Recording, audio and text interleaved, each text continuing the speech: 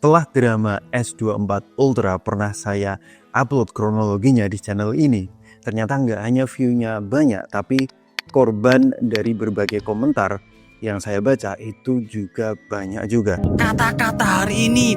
Jadi saya yakin bahwa setiap ujian itu selalu ada hikmahnya, kemudian sudut atau cara pandang kita selalu akan berbeda ya, karena sudah melewati ujian tertentu dan bakal naik kelas. Untungnya saya sudah pegang S25 Ultra tanpa ada drama lagi.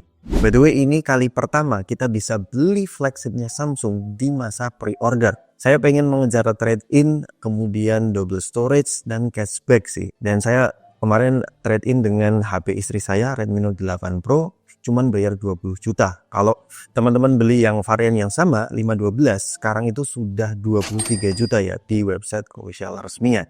Nah, dramanya adalah kalau kita lihat generasi ke generasi, kayaknya nggak terlalu groundbreaking ya spek di atas kertas S25 Ultra.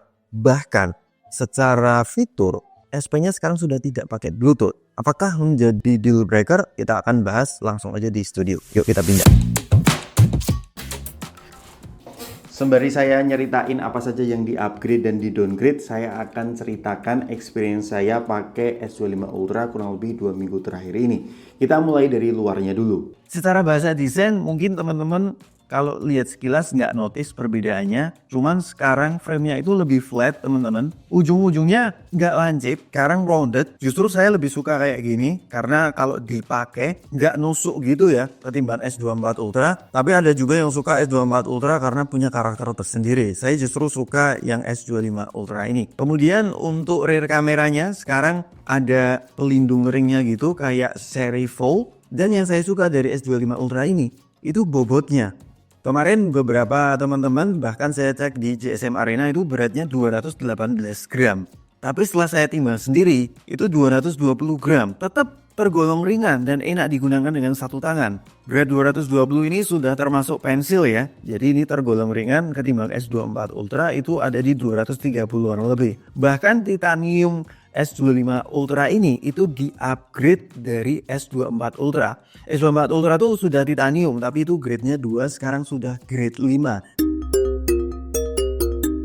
Kemudian masih dari luarnya, sekarang ada upgradean di sektor layarnya. Ini masih Dynamic AMOLED 2X 120Hz. Yang di-upgrade itu bezelnya sekarang lebih tipis. Screen to body ratio-nya itu bisa tembus 92,5% karena S24 Ultra itu 88,8%. Layarnya juga sedikit lebih besar 6,9 inci, kemudian proteksinya sudah pakai Corning Gorilla Glass Armor generasi kedua dan anti refleksi coating dari Samsung itu benar-benar mengurangi pantulan cahaya ya. Masalah layarnya ya selama 1 minggu ini jelas nggak ada kendala sama sekali. Masalah garis hijau dan sebagainya kita lihat saja 2 atau 3 tahun ke depan. Tapi kalau kita lihat dari segi positifnya sih Samsung itu jarang banget ya smartphone-nya matte.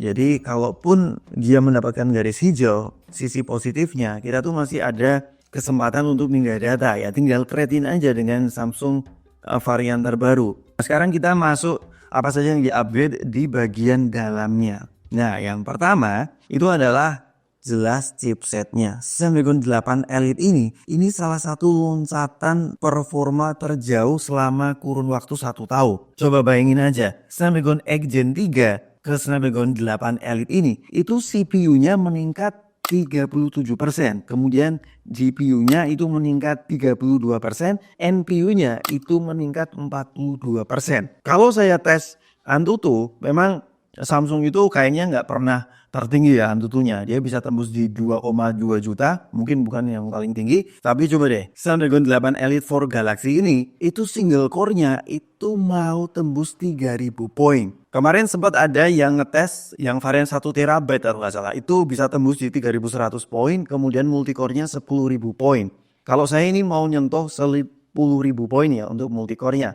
Kalau saya bandingkan dengan prosesor A18 Pro yang ada di iPhone 16 Pro dan 16 Pro Max, itu gapnya sekarang semakin mendekat, bahkan multicore-nya lebih tinggi. Dan selama pakai 2 minggu terakhir ini, saya tidak pernah merasakan smartphone Samsung flagship selancar ini, baik untuk edit video ataupun bermain game Genshin Impact ini lancar jaya. Mungkin yang kalian komplain itu adalah spesifikasi baterainya yang masih tetap di 5000 mAh.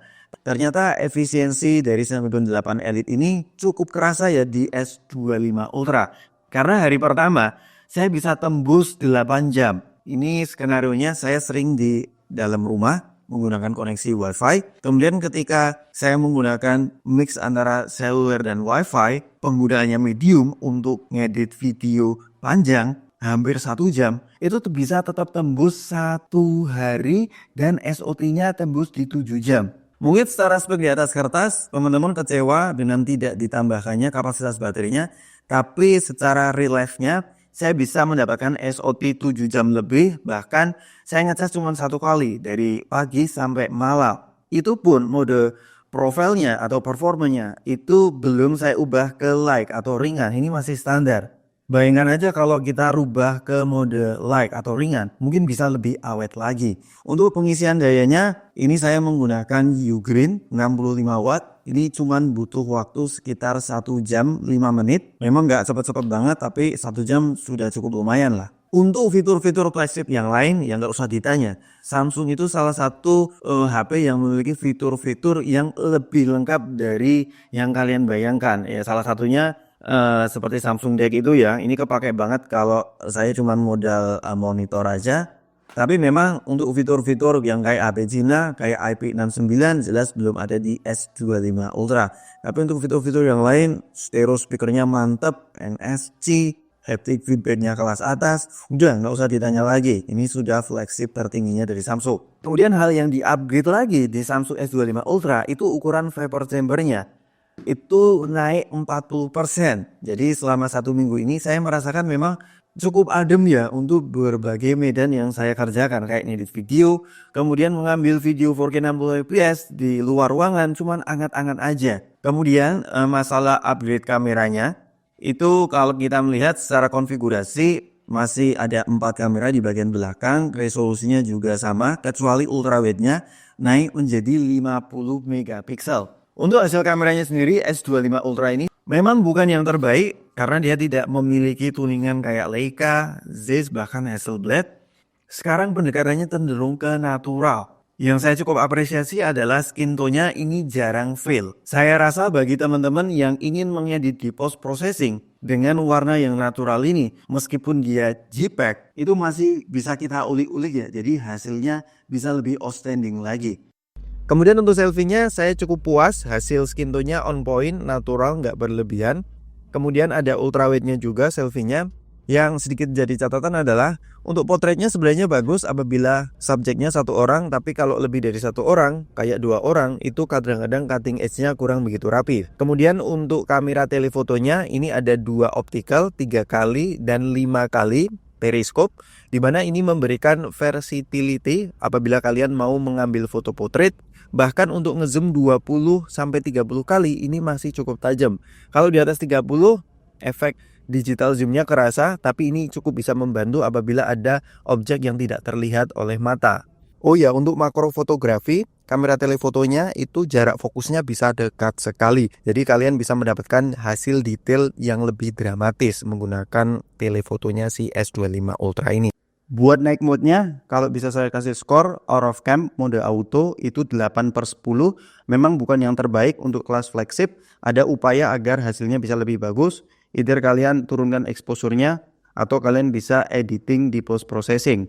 Sedikit catatan untuk night mode-nya, kadang noise-nya itu terlihat. Kemudian white balance-nya kadang-kadang itu kurang begitu akurat. Muncul warna magenta gitu. Sedikit catatan dan tips dari saya, jadi kalau saya mau pakai kamera optikal telefoto 3 atau 5 kalinya itu kadang-kadang switch-nya kurang begitu reliable ya. Kadang dia menggunakan kamera utama yang sensornya lebih besar untuk mendapatkan cahaya yang terbanyak. Nah, untuk meminimalisir hal ini terjadi, saya menginstal kamera asisten melalui Galaxy Store. Di sana kalian nonaktifkan aja auto lens switching.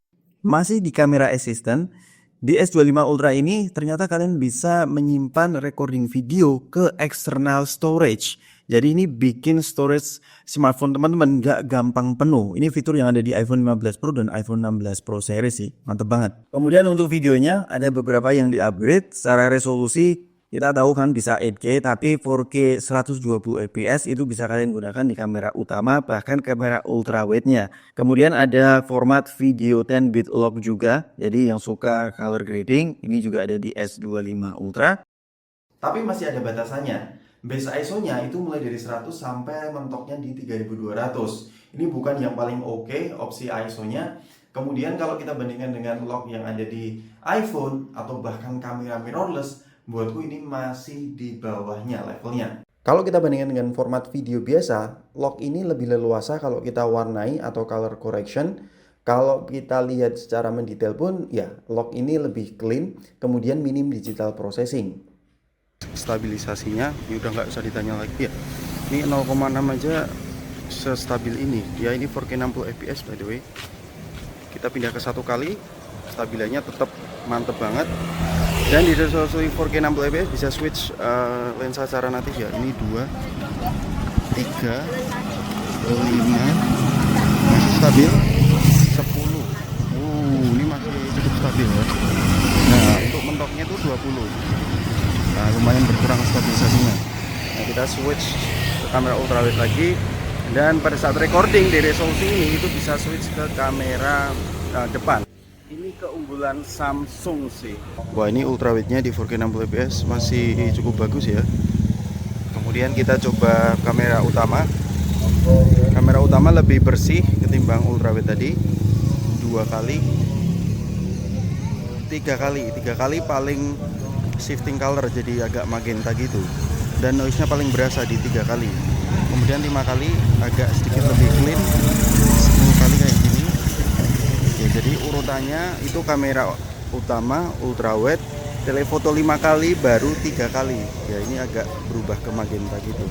Nyobain skin tone-nya, buatku cukup akurat, terlihat pori-porinya ya, yang bersih dan tidak bersih terlihat sekali.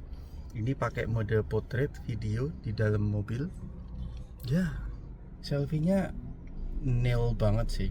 Kemudian One UI ke-7, ini bagi S25 series kalian bakal mendapatkan fitur-fitur yang cukup mumpuni ya, dari AI ataupun dari segi experience-nya. Nah, yang saya suka selama 7 hari ini memang yang pertama audio eraser-nya ini ngebantu banget pada saat saya membuat konten. Fitur terbaru dari Samsung S25 series yaitu audio eraser.